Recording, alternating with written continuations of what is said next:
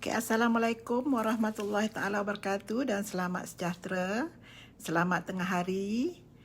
Ya, hari ini adalah hari yang kelima. Hari yang kelima untuk cabaran 44 hari live, ya.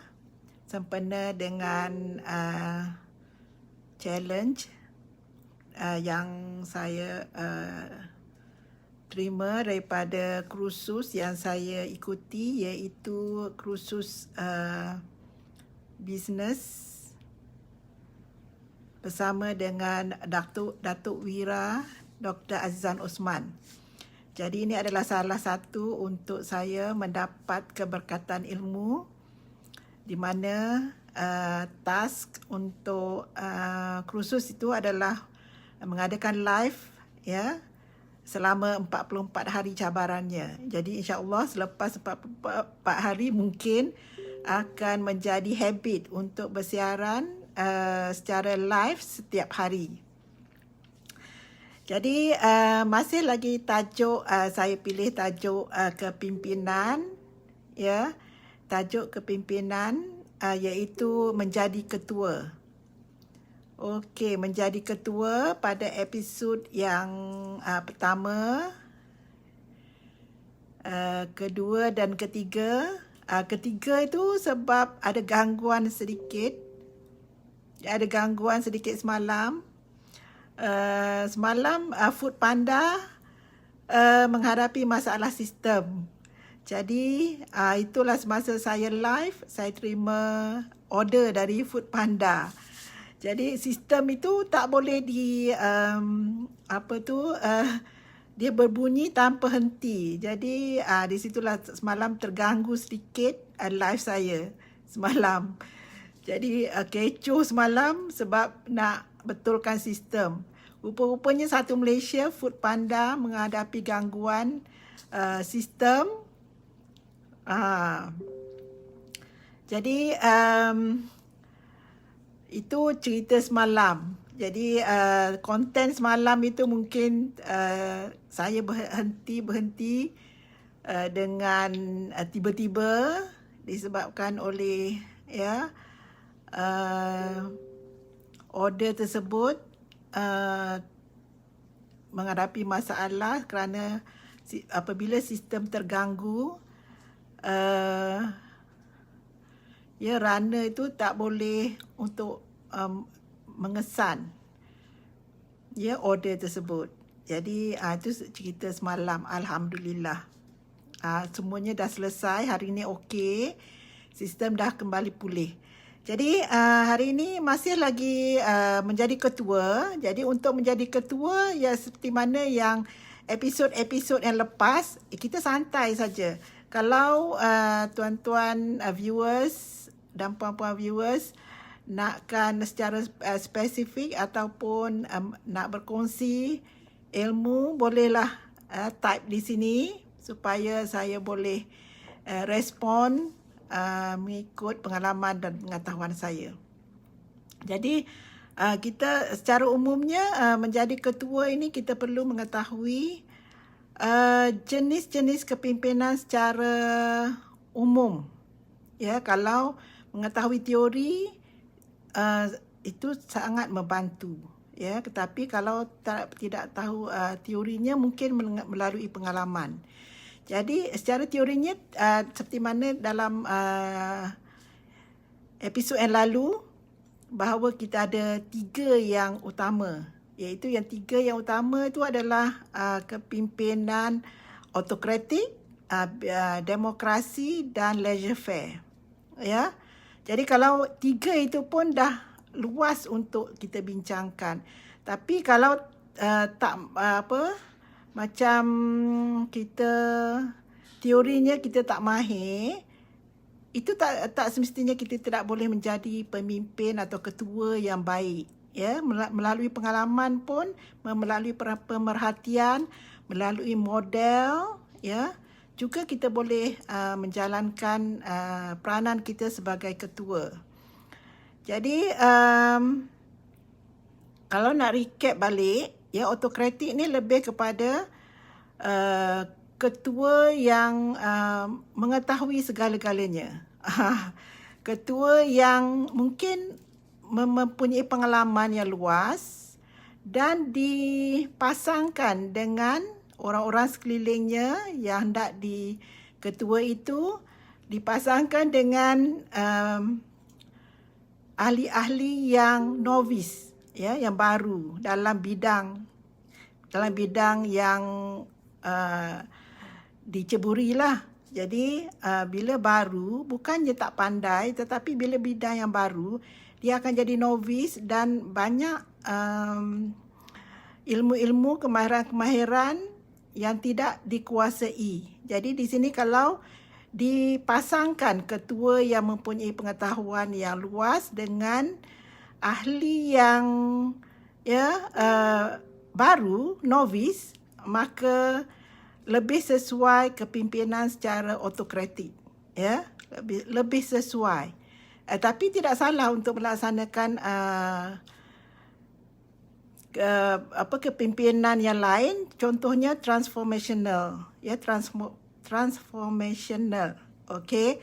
Jadi itu lebih detail lah, lebih detail lagi. Kalau transformational itu dia memberi semangat, ya, mendorong mendapatkan hasil yang baik. Itu lebih detail kalau transformational. Tapi secara umumnya, ya, bolehlah guna secara autokratik, ya, sebab mungkin orang yang novice ini dia menunggu arahan sebab dia tidak berpengalaman. Hai semua. Assalamualaikum. Terima kasih bersama saya. Ya. Terima kasih. Ini task, ya, kena untuk dapat keberkatan ilmu daripada Datuk Wira Dr. Azizan Osman. Jadi ini adalah cabarannya untuk mendapatkan keberkatan ilmu. Saya sedang mengikuti kursus bisnes, ya. Kursusnya diberi nama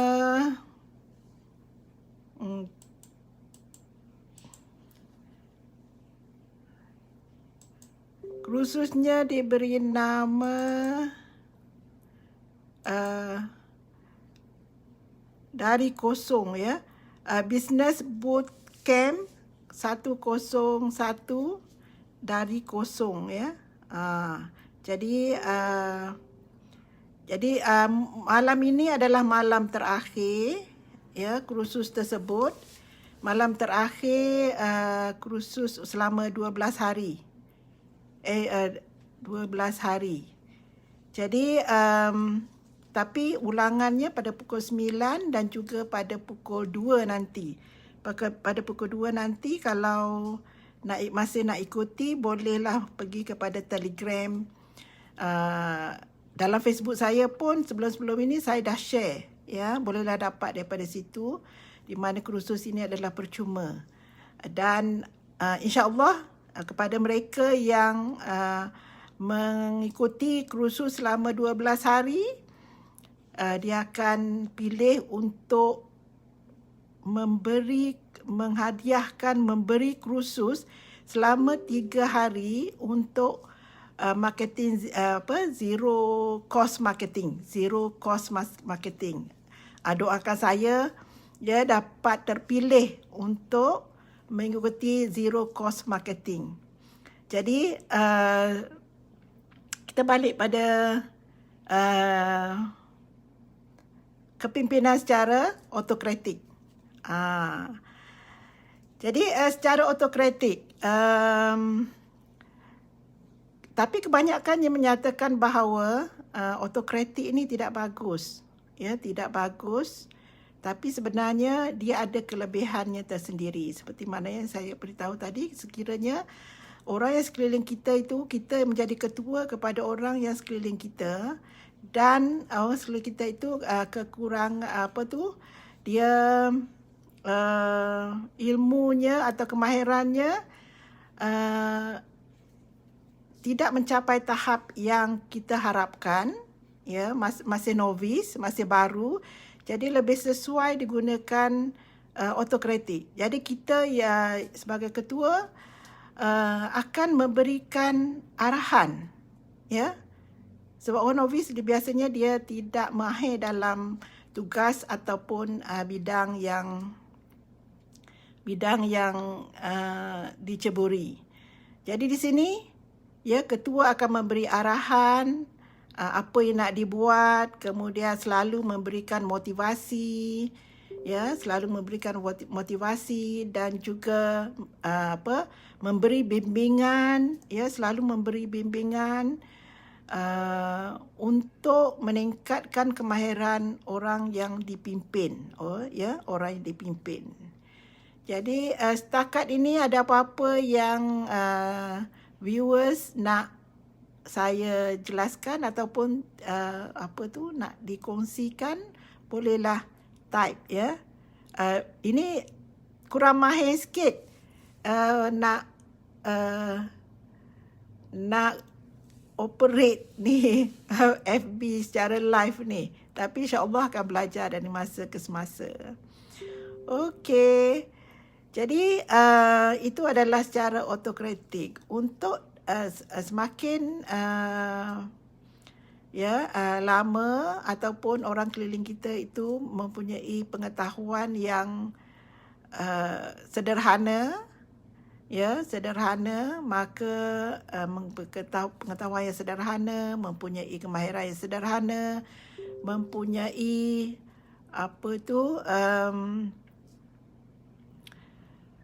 nilai atau spiritual yang sederhana, maka lebih sesuai kepada demokrasi. Ya, demokrasi di mana bersama-sama mencapai persetujuan untuk melaksanakan mencapai misi dan visi yang ditetapkan. Jadi untuk mencapai itu dilaksanakan secara bermusyawarah, ya, berbincang, mencapai kata sepakat, di mana di sini ketuanya ini adalah terutamanya sekiranya sama ada ketuanya pengetahuan atau pengalamannya sederhana atau pengikutnya pengetahuannya adalah sederhana, pengetahuan kemahiran sederhana, dan juga ataupun nilai spiritual pengikutnya ada sederhana, ataupun sebaliknya ketuanya nilai dan spiritualnya sederhana, kemahirannya sederhana. Ini sesuai untuk cara kepimpinan secara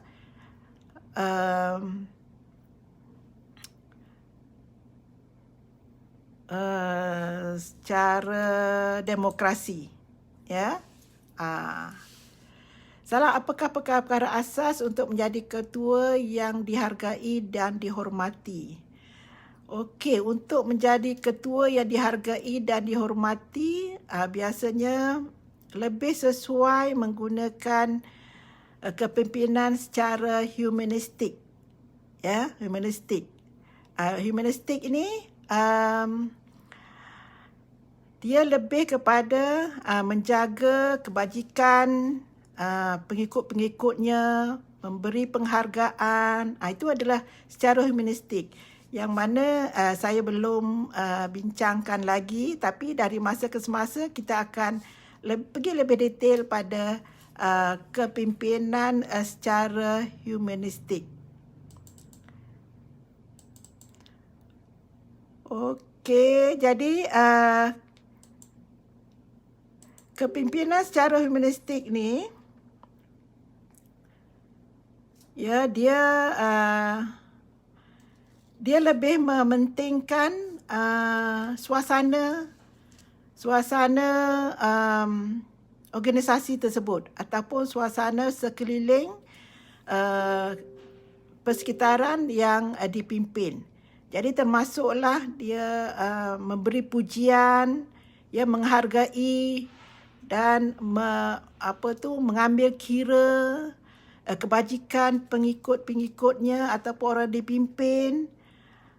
Jadi untuk dihargai dan dihormati, dia bolehlah menggunakan gabungan humanistik dan juga karismatik, menggunakan karismatik, untuk dihormati menggunakan karismatik, kepimpinan karismatik. Iaitu nanti kita akan pergilah nanti satu hari nanti, episod-episod akan datang, kita akan bincangkan kepimpinan karismatik. Tapi secara umumnya, untuk menjadi ketua yang dihargai, dia sudah tentulah ketua itu mesti mempunyai pengetahuan, mempunyai ilmu, mempunyai kemahiran, mempunyai nilai yang tinggi dan juga spiritual yang tinggi, yang sangat tinggi, ya, untuk dia dihormati. Jadi biasanya ketua yang dihormati ini adalah ketua yang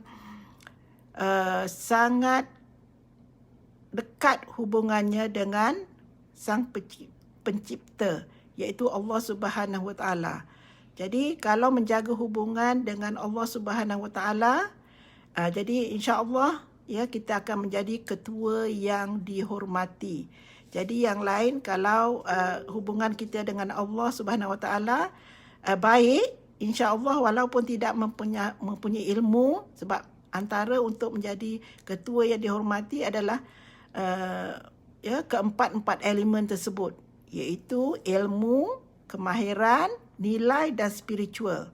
Tapi kalau ada salah satunya, terutamanya hubungan kita dengan Allah Subhanahu Wa Taala, iaitu spiritual, insya-Allah yang lainnya akan menjadi bertambah baik, ya, untuk menjadi ketua yang dihormati dan dihargai. Di samping itu, kemahiran, ilmu, jadi kita kena belajarlah melalui pengalaman, melalui pemerhatian, melalui model, ya, kita tengok ketua bagaimana ketua yang bagus, bagaimana ketua yang berjaya menunjukkan keputusan produk ataupun perkhidmatan ataupun produk yang berjaya, yang menghasilkan keputusan yang baik, dari sama ada dari segi produk ataupun dari segi perkhidmatan. Jadi untuk mendapatkan ilmu itu ada banyak cara lah, ya, tak semestinya secara formal, ya, secara tak formal pun boleh. Tetapi banyak elemen untuk menjadi ketua yang bagus. Tapi salah satu modelnya adalah kita ikut kepimpinan Nabi Muhammad sallallahu alaihi wasallam. Ya, itu adalah model.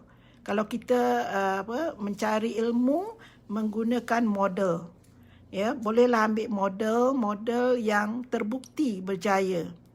Jadi untuk kemahiran, biasanya kemahiran ini sama ada kita belajar ataupun kita, ya, dapat daripada pengalaman, ataupun dapat daripada pemerhatian. Okey, dan begitu juga dengan nilai dan spiritual. Okey, jadi jadi di situlah untuk menjadi ketua yang dihargai dan dihormati. Ya, antaranya adalah humanistik lah, lebih kepada humanistik dan karismatik. Ya, kalau karismatik itu kita mempunyai karisma yang mana pengikut-pengikut kita akan dengan sendirinya akan dipengaruhi untuk mencapai matlamat ataupun matlamat ataupun apa yang kita hendak capai. Okey, jadi itu adalah kepimpinan secara ada beberapa yang saya sebutkan tadi, tapi yang telah kita bincangkan secara lebih terperinci, tapi tak terperinci adalah kepimpinan autokratik, kepimpinan demokratik dan juga laissez-faire. Okey, untuk yang laissez-faire, biasanya laissez-faire ini adalah melibatkan biasanya ketua yang tidak ada pengalaman, tidak ada pengetahuan tidak ada nilai, tidak ada spiritual. Dia akan menggunakan kepimpinan secara laissez-faire, di mana pengikut-pengikutnya ikut sukalah nak buat apa. Jadi pengikut-pengikutnya lebih pandai, ya, lebih pandai, lebih pengetahuan, boleh bawa diri sendiri. Tapi biasanya kalau organisasi ataupun dipimpin secara laissez-faire ni,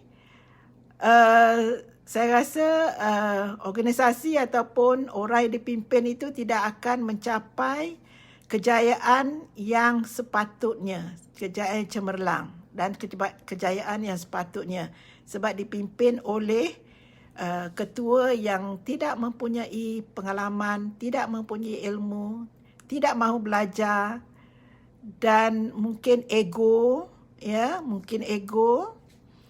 Jadi Assalamualaikum semua, Ahmad Zuri, Aida, Puan Nur Laila, ya, terima kasih, ya.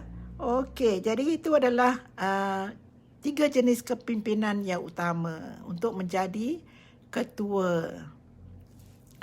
Okey, jadi tapi biasanya kepimpinan ini biasanya dia mengikut pada organisasi juga. Katakan kita apa tu, ya, terima kasih Puan Nur Laila. Okey, mengikut organisasi dan juga tugas yang kita hendak selesaikan. Ya, katakanlah bergantung juga kepada tugas yang hendak kita selesaikan. Katakan secara cepat, ya, secara emergency, tugasan itu perlu disiapkan, maka lebih sesuai secara autokratik. Ya, kata nak cepat. Jadi bila nak cepat, dia kena ikut arahan ketua.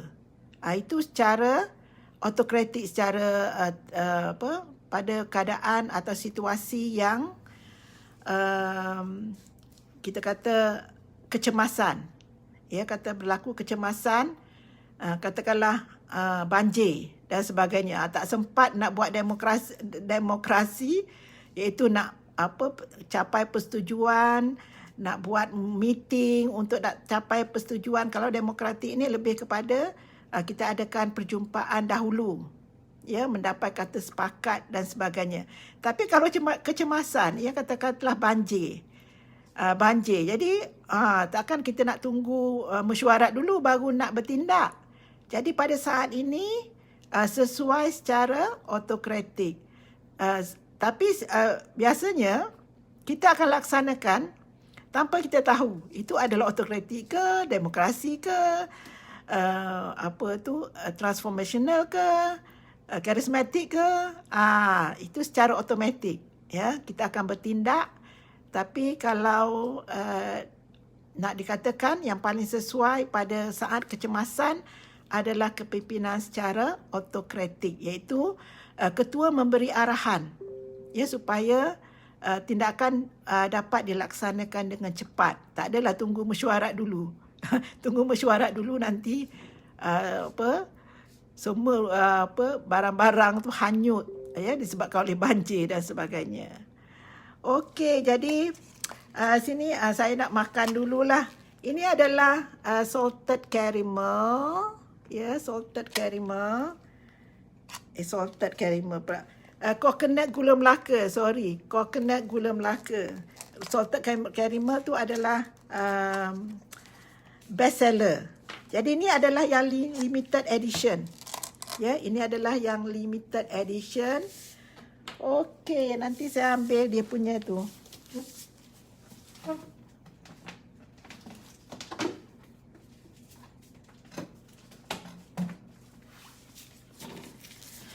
Okey, sedap dimakan. Dia bersama dengan di sini adalah kelapa yang disangai. Tapi sebenarnya salted caramel ni, salted caramel, asyik salted caramel je. Ini adalah coconut gula Melaka. Coconut gula Melaka.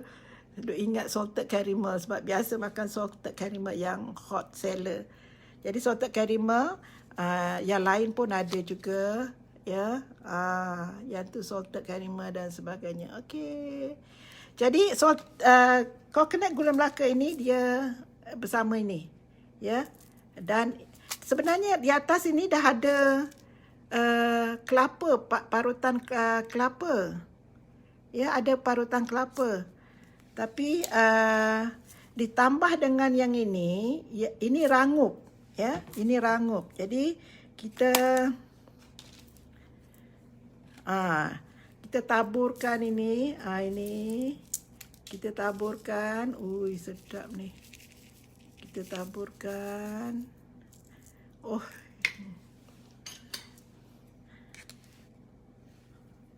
Okey, saya makan dulu. Ini belum makan lagi. Okey. Jadi nanti kalau viewers semalam nak makan juga habis 5 bekas. Alhamdulillah. Nak order salted caramel. Sekarang kita ada Food Panda. Jadi kalau itulah kita nak cari dropship dan agent, ya, untuk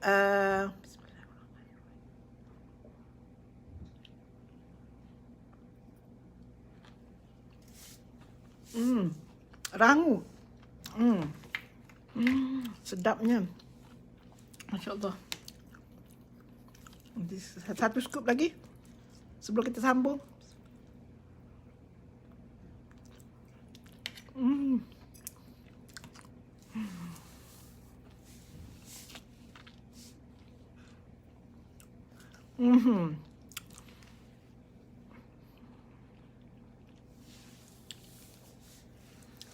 Okey.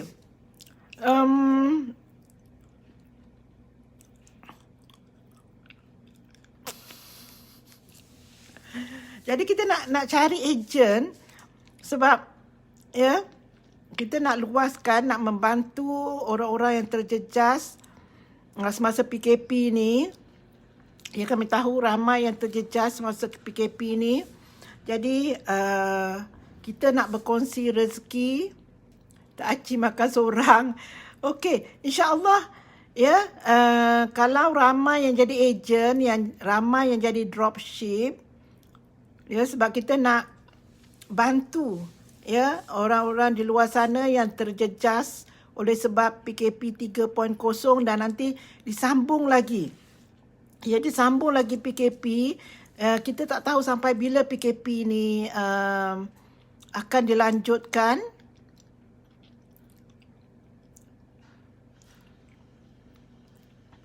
Okey, Food Panda ini bergantung pada kawasan. Food Panda kawasan masing-masing. Sebab itulah kita nak cari agent, ya, untuk kita kongsi, di samping kongsi rasanya yang yang lemak, yang gebu, ya, aiskrim. Dia adalah aiskrim, ya, aiskrim cheesecake. Jadi dalam ni adalah, cuba lihat, ini adalah terdiri, ini mengandungi cheese, ya, cheese. Jadi ini adalah dessert hotel 5 bintang, tapi harganya berpatutan. Jadi okey, tahniah Puan Nolaila. Okey, tahniah. Jadi kami, ya, antara matlamat kami adalah untuk berkongsi rezeki. Jadi di sini kami nak ramai ejen, terutama yang terjejas dengan PKP. Jadi yang terjejas dengan PKP ni kita ada dua kaedah, iaitu satu ejen dan satu lagi adalah dropship. Dropship ini tidak memerlukan modal. Ya, kita hanya dapat pulangan dengan hanya menjadi dropship, tidak pegang stok, ya, tidak pegang stok. Kita tolong pasarkan, tolong jual, kita akan dapat commissionnya. Itu secara dropship, tak pegang, tak perlu keluar modal dan juga tak pegang stok. Tapi marginnya sikit lah. Tapi untuk margin yang lebih besar supaya berkongsi ilmu dalam musim PKP ni, ya, kalau sesiapa yang nak mula berniaga adalah lebih baik kalau yang ada modal, kita boleh jadi ejen. Ejen ini dia pegang stok dan margin keuntungannya adalah lebih besar. Orang-orang tua yang tak suka susu, minum susu, bagus makan ni. Ya, boleh kongsi atau sertakan link di ruangan komen untuk jadi ejen dropship. Okey, saya akan sertakan link nanti. Ya, sebab ini belum berapa mahir lagi nak letakkan dropship ataupun link. Nanti selepas ini saya akan letakkan link untuk jadi dropship ataupun ejen. Ya. Jadi untuk jadi ejen, marginnya akan jadi lebih besar. Ya, tapi dia pegang stok dan perlukan modal. Ya, jadi kita ada nak bantu orang yang terjejas di luar sana, berkongsi ilmu, ya, kita berkongsi rezeki, ya. Jadi kita ada 2 kaedah untuk membantu anda yang terjejas dengan PKP atau ingin menjalankan perniagaan, ya, supaya dapat menampung dan kalau sama-sama kita naik untuk kita menjadi jutawan. Jut. Itu yang belajar. Ya, sama-sama menjadi jutawan. Jadi nanti saya akan sertakan link untuk jadi dropship ataupun ejen. Ya, dan siapa yang nak jadi dropship dan ejen ini, kita akan beri kursus ataupun kita akan coaching, bantu untuk jadi dropship dan ejen. Ya, dan ejen pun ada beberapa jenis ejen. Nanti bolehlah hubungi nanti apabila saya sertakan link. Mana tak kerti nak masukkan link. Nanti saya akan sharekan link dalam video ini nanti. Okey.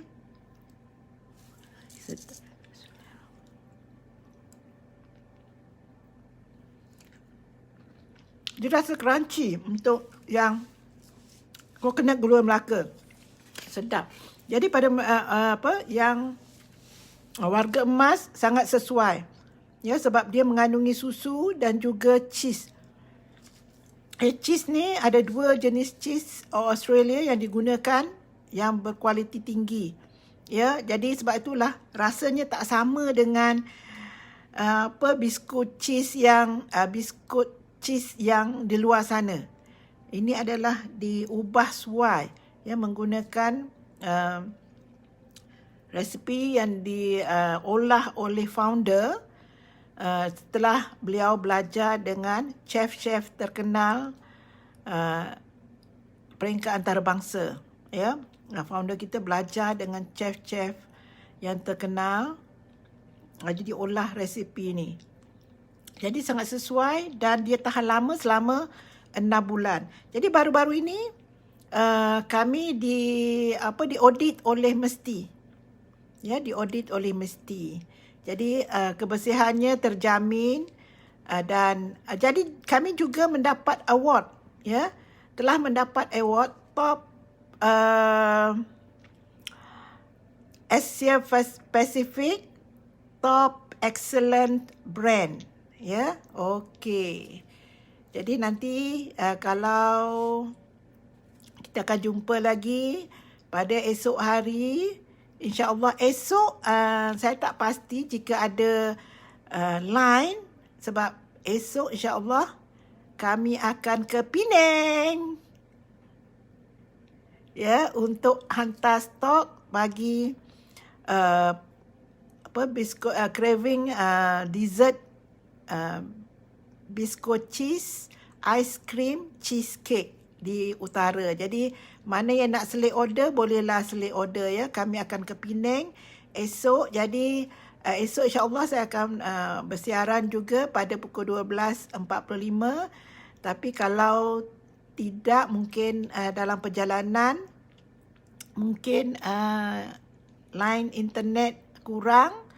Jadi insya-Allah lah kalau diizinkan Allah, kita akan bersiaran besok pada pukul 12.45.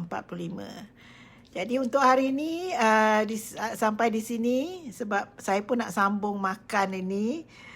Alhamdulillah sedap sangat, crunchy dia punya grated kelapanya. Alhamdulillah lemak, tapi kita tak guna gula putih. Jadi kita tak guna gula putih, jadi dia sesuai untuk pemakanan ya. Kita dah hantar ke lab test dan kita dapati bahawa kandungan gulanya rendah daripada yang biasa, dessert yang biasa, sebab dia bukan kek. Dia adalah bawahnya, base-nya adalah terdiri pada cheese dan susu sahaja. Ya, jadi dia ada biscuits sikit, susu banyak, cheese banyak. Sedap. Sekian, wabillahi taufik wa hidayah. Wassalamualaikum warahmatullahi taala wabarakatuh. Bye.